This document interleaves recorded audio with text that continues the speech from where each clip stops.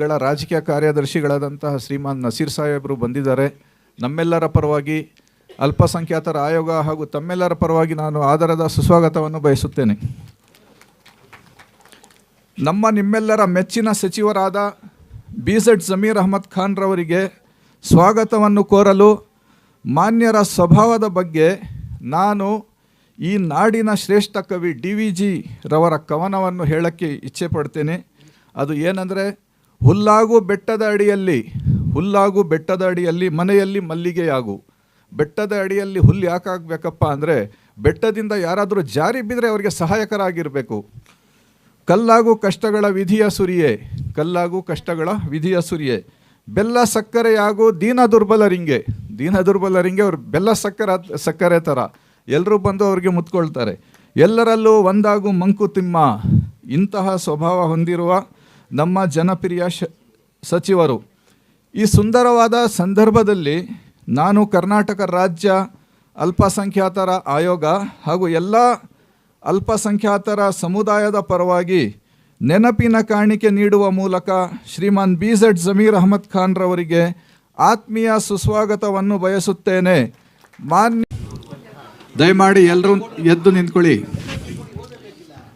ಇಲ್ಲ, ನಾನು ಓದಿಸ್ಬಿಡ್ತೀನಿ ಸರ್. ಅಲ್ಲ sir,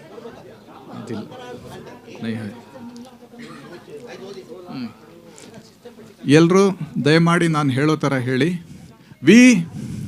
V the people of India having solemnly resolved to constitute India into a sovereign, socialist, secular, democratic republic, and to secure to all its citizens justice, social, economic, and political liberty of thought, expression, belief, and to worship, equality of status and of opportunity, and to promote among all fraternity, assuring the dignity of the individual and unity and integrity of the nation.